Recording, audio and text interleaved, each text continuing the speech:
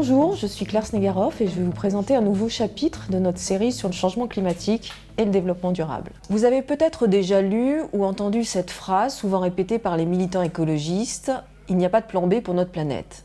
Et c'est vrai, si nous ne gérons pas comme il faut les ressources du globe, l'humanité pourrait ne pas avoir de seconde chance. Cependant, il y a quand même quelque chose que les scientifiques appellent une sorte de plan B et ça s'appelle la géo-ingénierie.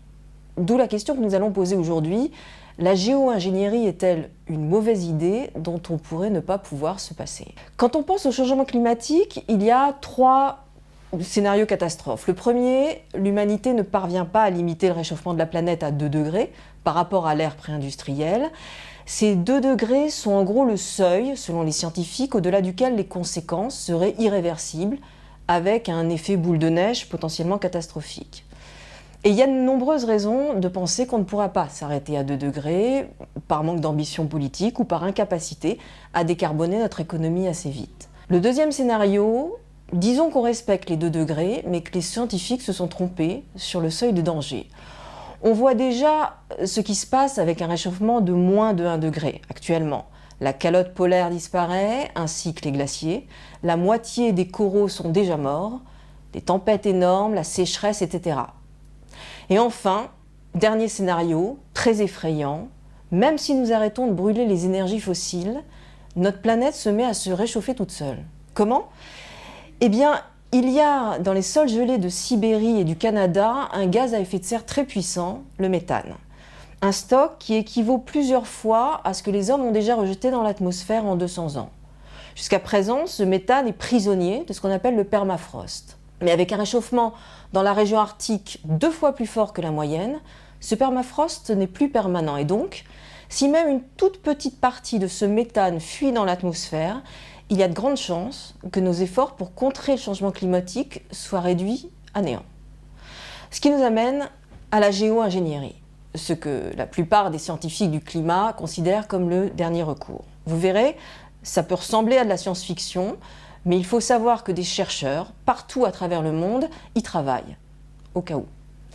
Il y a en gros 2 grandes familles de solutions de géo-ingénierie. La première consiste à extraire le CO2 de l'air. La seconde s'appelle la gestion du rayonnement solaire. Il s'agit alors de refléter ou détourner les rayons du soleil. Essayons de voir de plus près ce qu'il en est. Côté extraction, il y a déjà un moyen très simple et très efficace pour absorber le CO2, ça s'appelle un arbre. Il capte du carbone pendant sa période de croissance et après le stocke. Il y a également ce qu'on appelle le biochar, c'est du charbon à usage agricole. La recette est simple, vous prenez des résidus de récolte ou des résidus forestiers et plutôt que de les brûler, vous en faites du charbon de bois qui garde prisonnier le CO2. Beaucoup plus sophistiqué, certaines entreprises ont réussi à un stade expérimental à extraire le CO2 de l'air près de sa source d'émission. De là, l'idée est de le stocker dans le sous-sol de mines abandonnées ou de le mélanger à d'autres gaz comme l'hydrogène pour en faire un carburant recyclable. Bill Gates fait partie des gens qui investissent dans de tels programmes. Une autre approche consiste à fertiliser les océans avec du fer. L'objectif est de stimuler le développement du phytoplancton, ces micro-organismes qui absorbent le CO2 et qui l'emportent avec eux au fond de l'océan quand ils meurent. Alors toutes ces méthodes fonctionnent, mais elles ne sont pas sans problème. Planter des arbres, c'est très bien, mais si on en a coupé autant, c'est pour aussi transformer les forêts en surface agricole ou utiliser le bois comme ressource économique. Dans un monde de 11 milliards d'habitants, il ne restera plus beaucoup d'espace pour replanter des forêts. Le biochar n'aura qu'un effet marginal et la capture directe de CO2 coûte cher et l'utiliser à l'échelle industrielle pourrait prendre des décennies. Enfin, fertiliser les océans avec du fer pourrait générer autant de problèmes que ça n'en résout. La deuxième grande famille de solutions, c'est la gestion du rayonnement solaire. Et là, on change d'échelle. Une technique digne de Star Trek consiste à placer des miroirs géants dans l'espace pour refléter 1 à 2% des rayons du soleil, de quoi faire baisser le mercure sur Terre. Ça pourrait fonctionner en théorie, mais pour l'instant ça reste largement de la théorie. Il y a moins cher pour parvenir au même résultat, c'est d'imiter l'impact d'une éruption volcanique majeure, comme celle du Pinatubo aux Philippines en 91. Cette explosion a entraîné la baisse de la température à la surface de la Terre durant 1 an ou 2. Il existe 2 autres techniques qui reposent sur la capacité qu'ont les surfaces blanches à repousser la chaleur. Ça consisterait Par exemple, à booster la luminosité des nuages, surtout au-dessus de l'océan, ou encore à blanchir les toits des villes du monde entier. Mais là encore, certaines de ces techniques pourraient avoir des effets inattendus et d'autres ne permettraient d'agir qu'à la marge. Mais peut-être plus important encore, la géo-ingénierie donne une fausse sensation de sécurité. Face au défi du changement climatique, de telles techniques peuvent nous amener à penser qu'on trouvera toujours une solution de dernière minute pour régler nos problèmes. Tout ceci étant dit, les grandes institutions scientifiques, comme le groupe d'experts international du GIEC, ont commencé à évaluer la faisabilité, le coût et les dangers possibles de la géo-ingénierie. Parce qu'un jour, si ce jour n'est pas déjà arrivé, la géo-ingénierie pourrait s'avérer être une mauvaise idée, mais dont on ne peut pas se passer.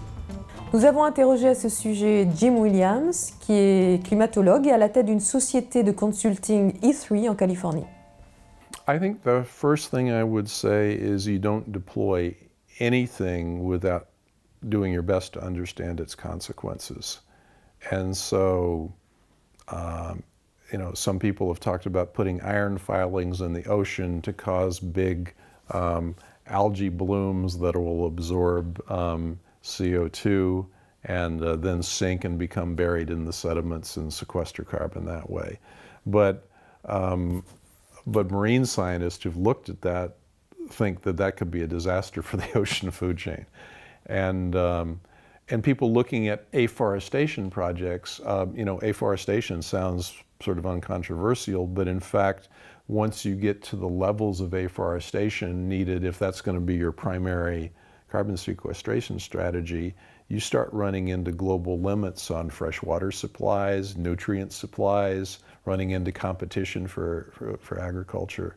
So whatever approach is taken, mirrors in space, aerosols, and so forth, we really need to be understanding the consequences. And so if any of these are even being contemplated now, then in parallel with the research on the technologies, you also need to have research on the impacts and how those can be mitigated if they can be mitigated.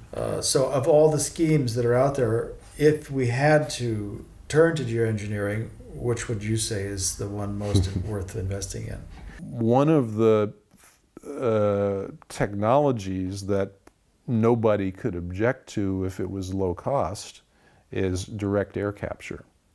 That is to say, some technology that sucks the CO2 straight out of the atmosphere, filters the air of CO2, and then injects it into some stable storage. Massive air filter for CO2. Massive air filter for CO2. And there are a lot of different approaches that have been proposed, and there are some companies that are developing commercial technologies for that right now. One other that seems benign is white roofs in urban settings. So in other words, there's already something called an urban heat island effect where because we have dark surfaces absorb sunlight, that cities heat up relative to the surroundings.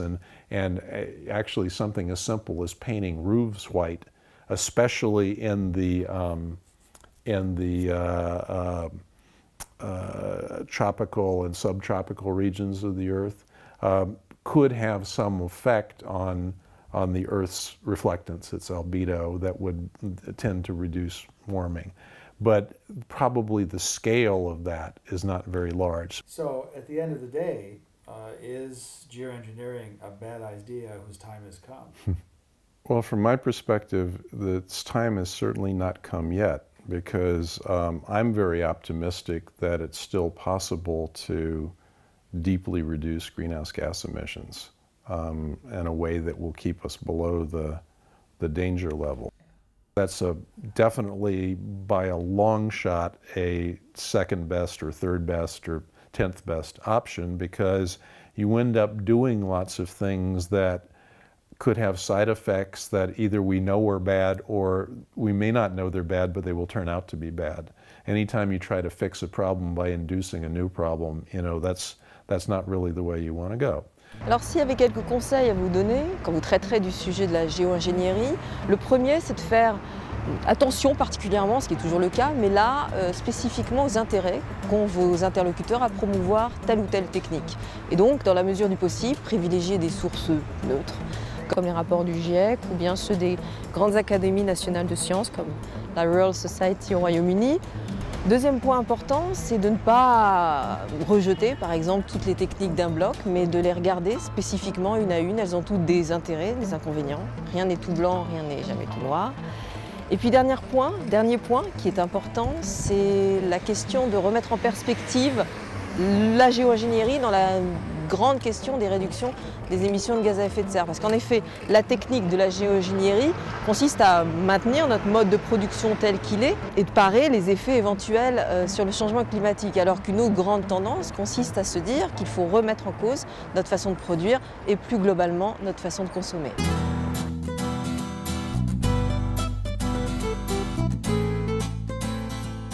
Les points à retenir, la définition de la géo-ingénierie, l'intervention délibérée pour manipuler le climat afin de contrer le réchauffement provoqué par les activités humaines.